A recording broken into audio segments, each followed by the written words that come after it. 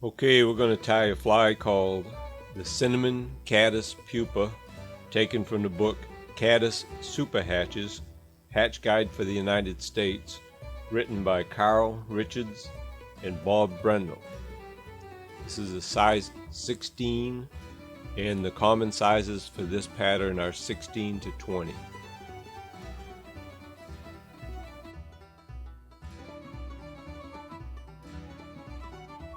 Start to thread on this fly about one eye size back from the eye.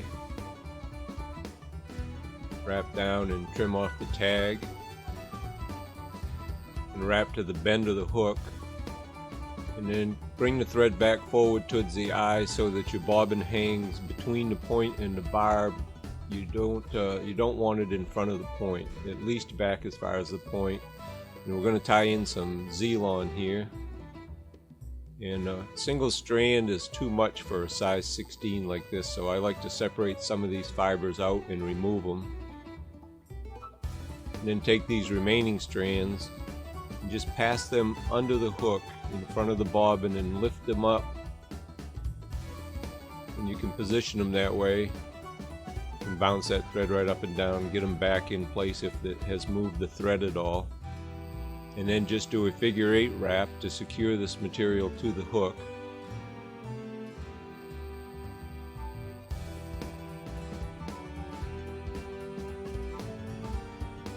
Then just stroke these fibers back out of the way, and this is a constant throughout this fly. You're always trying to work around these fibers. I probably should cut them shorter, and you might want to try that. You don't really need the extreme length that I have here. The next step in this fly is to attach what is the dark material for the back. In this case it's pheasant tail fibers. Cut them off the stem, and I'm going to square up the ends so they're even where they end and I can capture them easily. I'll lay this material in place and just put a soft loop over it, and then tighten down and wrap back to the bend as far back as I want this fly to go, and then wrap forward, capturing this material on the hook. And the purpose of this material is to serve as a darker back for this caddis pupa. Some caddis pupa have a darker back, others don't. If the fly you're imitating in your local area doesn't, then you would just omit this step and continue the body with just your cinnamon dubbing. However, the majority of them do have the darker back, so they recommend putting this material in. It will eventually be folded forward over the top of the fly like that. So having put that material in, we'll rotate this over so that we can easily tie in the wire, which becomes the ribbing material. So I position the thread in the head, and I'll get some fine silver wire. Just capture that with 2 or 3 turns, and then pull this material in and wrap back towards the bend all the way back to the end of the previous wraps. Now you notice as I sneak around these pieces of Z-Lon, I'll rotate the head. I don't necessarily turn it very far. It's one of the features of the rotary vise is that you can turn it just a little bit like this to make it easy to get by those obstacles like that Z-Lon, and it just makes the whole thing easier if you just every now and then just take advantage of the fact that it rotates. So I brought my thread back to in front of that Z-Lon, stroke all these materials, fibers and wire back to the rear of the hook or the rear of the fly. Rotate this up so that the head of the vise is out of the way, and I can put some dubbing on here. And this is just a cinnamon blend of dubbing. It's actually a mix of synthetic and natural fur, but if you have the right color and you want to just use fur or just use synthetics, they say either will work just fine.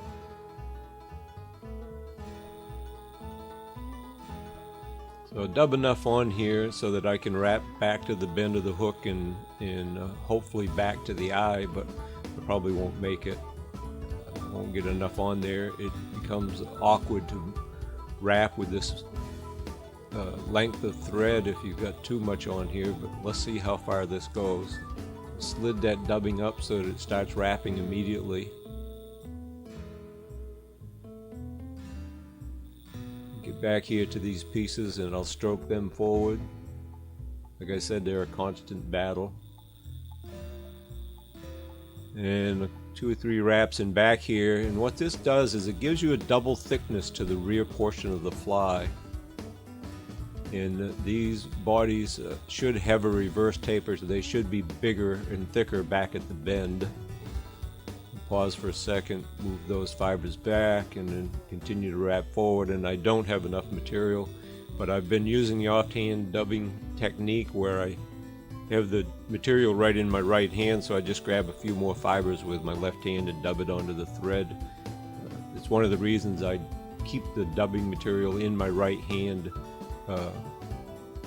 that I'm holding the bobbin with it, so that I can use my left hand, my free hand or offhand to dub.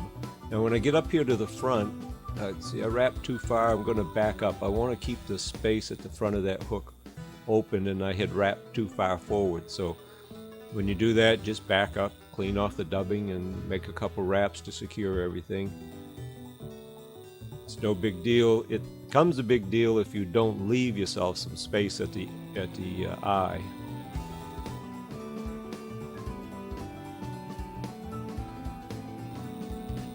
Now having done that, we'll bring that shell back or back material up, the pheasant tail fibers that we tied in earlier.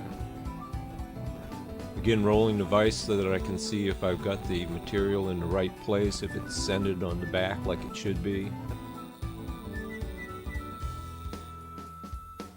Up here and make a sort of a pinch pull technique to get that in there. Not real worried about it, because I can place the material. If it has pulled down to the side, I can move it around. Looks fine.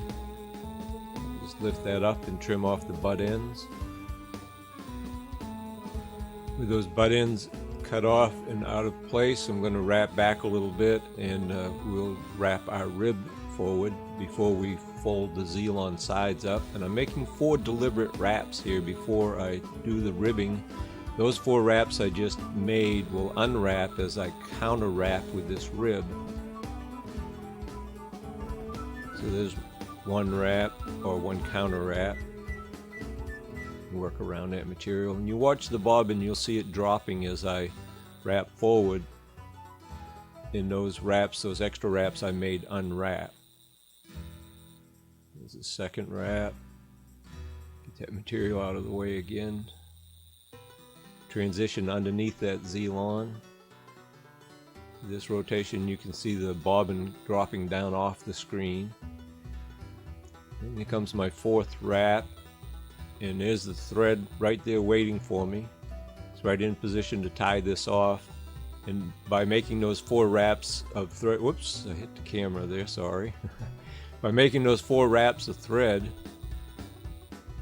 and then letting them unwrap, I didn't have to use my bobbin cradle, yet I was able to use the rotary feature of the vise to wrap the rib. Now with that wire securely tied to the hook, I can just get in here and helicopter this off, and twisting it off like this leaves a little bit of a burr, which helps keep the rib from ever slipping out from underneath your thread. Take a look at it, and it all looks fine. So it's time to wrap these pieces of Zelon up the side. These are basically the wing cases of a pupa, or meant to imitate the wing case of a pupa. Again, this material is going to be secured with just a couple of wraps like the back material was, so you don't have to worry too much about whether or not it moves or doesn't get caught nicely with your thread, because you can adjust it after you've made a couple wraps. So I'm just going to spin my bobbin here so that the soft loop that I make comes back towards my fingers, or thumb and finger. And now I'll grab those ends and see I can adjust them. If they were trapped up on top or pulled down on the side, I would be able to move them, but they look just fine. Again, using the rotary feature to check and make sure they're fine. make a wrap back and cut these excess pieces of Zelon off. I'll be happy to see those go.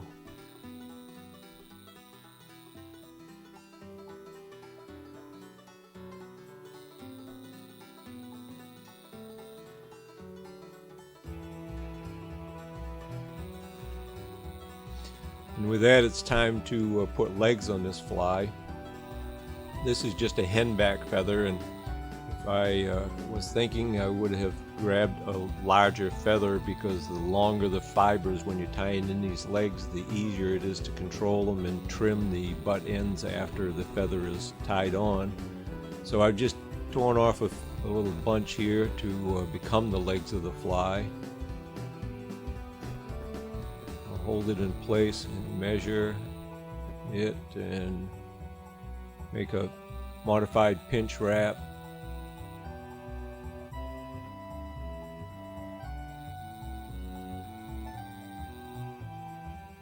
There we go. Now this wrap should pull that leg material down to the bottom, and it did, except for one fiber there that likes to fight. But hey, if they don't go where you want them to go, push them around.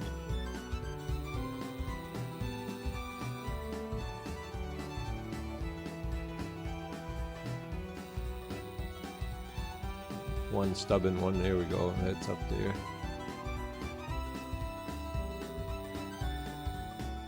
And I'll make a couple more wraps towards the rear and trim these butt sections off.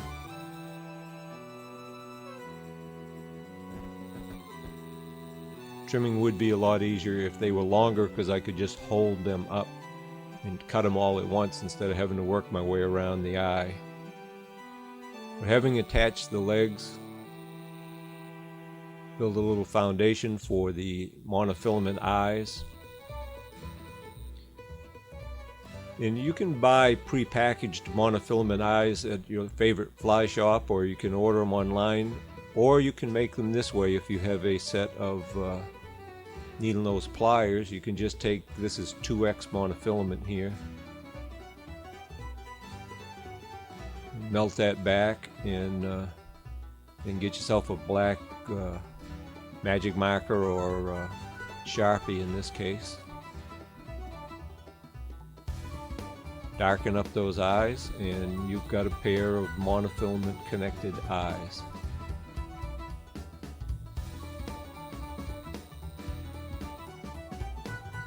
They're relatively inexpensive. It's easier to just go buy them. I'll make a wrap here, capturing that on the top of the hook, slide it into position, and then just do a figure 8 wrap to hold it.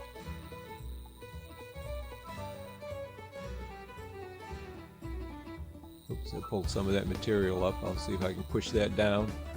Of course, by doing that, I knock the eyes out of alignment, but they'll slide back up on top.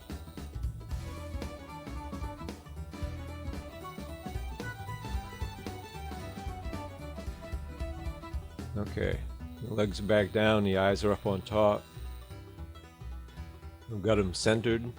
So I'm going to make some wraps that don't go around the hook. They just go under the stem of the eye, back up over the top of the hook, under the step of the eye, back up over the top of the hook. Those really bind those monofilament eyes in there and will keep them from slipping around the hook or twisting out of alignment. With those in place, we need to put some antenna on and then dub a little bit of the head. For the antenna, it's mallard flank. Let's see if I can separate out 2 fibers here. If I got it down to 3. If you gotta get just 1 fiber, it's often easier out at the tip, where they don't tend to, the fibers don't tend to marry together quite as well anyway. And I'll separate these, make sure I've just got 2.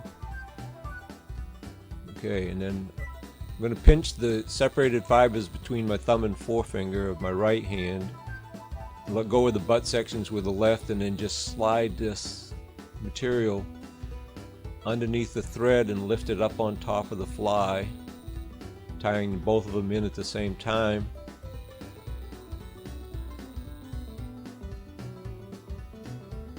I'll make a couple wraps to the back. And I'll cut these off. I'm going to pull them in to get the right length. and then I'll cut these off after. Yeah, that's the right length, in that you want it to be longer than the body of the fly.